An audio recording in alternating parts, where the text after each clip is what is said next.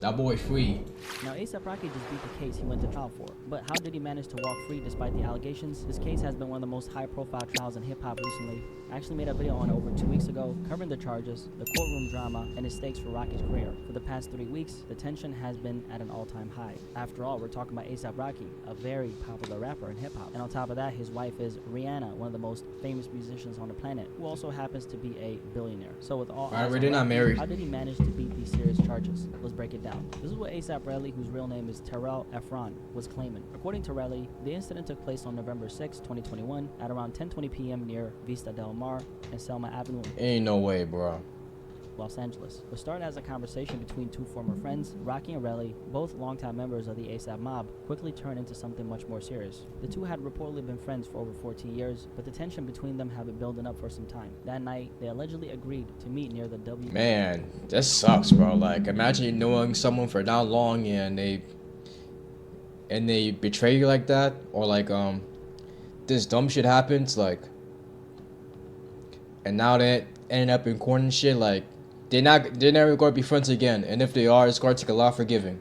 Hotel on Hollywood Boulevard to talk things out. Now, what happened that night? Well, according to Relly's claims, the meeting escalated quickly. Surveillance footage shows that when Relly arrived, Rocky was already waiting for him, accompanied by two individuals identified as A$AP Ills and A$AP 12. Relly alleged that Rocky immediately became aggressive, confronting him and grabbing him by the collar of his sweatshirt. Ills attempted to break things up, trying to de-escalate the situation, but things only got worse. Then came the most serious allegation. Relly claimed that A$AP Rocky pulled out a black semi-automatic handgun and pressed it against his chest and threatened to kill him. Relly stated that after the initial confrontation, Rocky put the gun back in his waistband and walked away. However, Relly continued to follow him, still trying to resolve the issue. That's when, according to Relly, Rocky turned around and fired a shot at him from approximately 16 feet away. Relly said that he then felt a sudden pain in his left hand and realized his knuckles had been grazed by a bullet. After the shot was fired, surveillance footage allegedly captured Rocky fleeing the scene with A$AP 12 following close behind. Now, in court, prosecutors argue that surveillance footage backed up parts of Relly's version of events, showing the physical altercation and Relly moving behind one of A$AP Rocky's associates to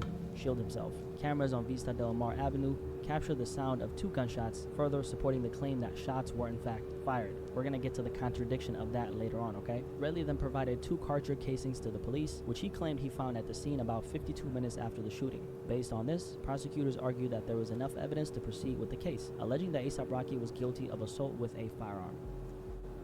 Find the defendant, Raheem Mayers, not guilty. Yeah, that man was excited, bro. Like, not gonna lie to you, if I was in court, facing years in prison, and I had a baddie wife that's a billionaire, and like everything else surrounding the case, nigga, I'm jumping and screaming too. Fuck out of here, bro. Like, I'll jump over that desk, bro. Fuck out of here, bro. I'll be so happy. So those were the charges that Rocky was up against, okay? And all this was based on A$AP Relly's claims. And this is what made this case so significant, right? Relly's testimony was the prosecution's strongest piece of evidence. In fact, his account of events made up the bulk of their argument against Rocky. With no physical injuries beyond a graze wound and no recovered firearm, the entire case essentially depended on whether or not the jury believed Relly's story. And that's something I wasn't really able to see initially when I dove into the story. But as the trial continued... Yeah, I wasn't really following the story like that, but like just from seeing clips of it and like just reading what I saw, articles and seeing some videos about this, there was some inconsistencies with Relly's story. Like, and like the arguments that was in the courtroom didn't make his case any better. So like I was like 50-50, but like I was leaning towards Rocky for sure. So I'm not surprised that I actually beat the case, to be honest. It was evidently clear that A$AP Rocky was a horrible witness. The court essentially saw him as a combative, evasive, and not so credible witness overall. Now, A$AP Rocky's defense tailored their story based on the evidence, which was the following: a grainy video showing that A$AP Rocky appeared to use a firearm, along with audio witness testimony of what sounded like gunshots. However, one of the biggest questions in this trial was the gun itself, or rather, the lack of one. Despite the serious nature of the allegations, no firearm was ever recovered, and that became a major point of contention between the prosecution and the defense. The prosecution insisted that a real semi-automatic firearm was used and that A$AP Rocky intentionally fired at Relly during their altercation. They relied heavily on Relly's testimony, where he in fact claimed that Rocky pointed a gun at him before walking away. When he shouted at Rocky, Rocky allegedly pulled the gun again and held it in the air. On top of that, a woman testified that she witnessed the shooting from the 7th floor of an apartment building. She said she saw a man fire a gun and then noticed someone go down. However, she wasn't sure if anyone was actually hit, which created some ambiguity in her testimony. And the prosecution, they presented the case as a clear-cut shooting incident, arguing that Rocky fired a real gun at Relly even though they never presented an actual firearm as evidence. Now, the defense countered this argument by pointing out a major contradiction.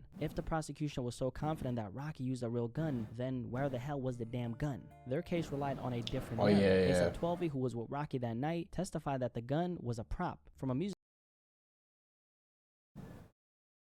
video set and that it only fired blanks. Another defense witness also stated that Relly knew the gun was fake and that the incident had been blown out of proportion. Defense attorneys suggested that Relly exaggerated the story for financial gain as he was pursuing a civil lawsuit against Rocky. In an unexpected move, Rocky's own lawyer, Joe Tacopina, admitted that Rocky was in fact the one caught on camera firing shots, but rather than denying it, the defense ended up flipping the argument, saying that the gun was a prop, okay, and not a real firearm, a key distinction that could change how the jury saw the case. At the heart of this trial was one major contradiction, and the defense finessed it to their advantage. The prosecution swore up and down that Rocky used a real gun, claiming that he intentionally fired at Relly. But here's the problem: they never found a gun. No weapon, no forensic proof, nothing. With no firearm present in court, no forensic evidence proving real bullets were fired, and two completely different stories, the jury had just enough reasonable doubt. And this is where the narrative flipped entirely, because Relly wasn't just seen as a victim anymore. He started looking like someone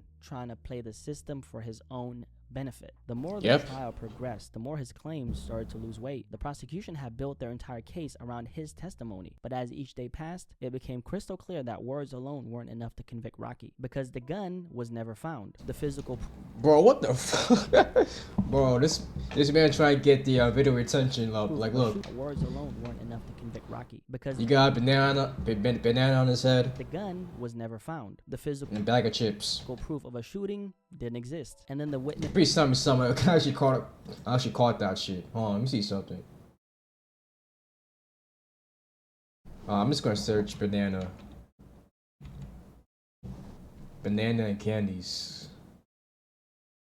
Yeah, I'm about to say it's definitely for engagement. It's funny because I actually like do stuff like that. Not all the time though. I do like I have certain shit on, like certain shirts or like certain props for like my videos, my main channel videos for engagement.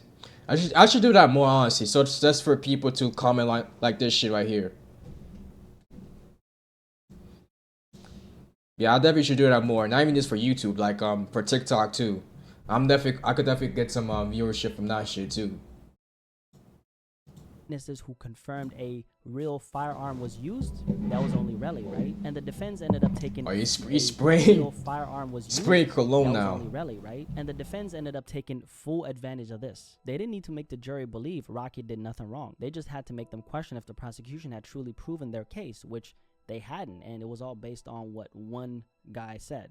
And that's when they acknowledged that Rocky fired a weapon, but they reframed the entire situation. Instead of denying the event altogether, they painted it as something entirely different than what Relly claimed. A prop gun, a misunderstanding, an exaggerated accusation made worse by personal motives, specifically Relly's civil lawsuit against Rocky. And at that point, the case wasn't just about whether a shot was fired. It was about whether the jury could be certain that Rocky fired a real gun. And with every unanswered question, that certainly kept slipping away. And the prosecution, they were running out of ground to stand on. Without a weapon, without bullet casings, and without corroborating evidence beyond one man's word, their case had no foundation at all. And by the way, those supposed bullet casings Relly claimed to have found, that was another major problem, okay? He actually ended up taking 2 days before reporting the incident to authorities. And when he finally did, he brought with him 2 shell casings that he said he retrieved from the scene. But here was the issue, right? When police responded to the initial reports of a shooting, they didn't find any shell casings at all. Relly claimed he returned hours later with his girlfriend and knew exactly where to look, but there was zero surveillance footage to support that. And then there was the medical situation.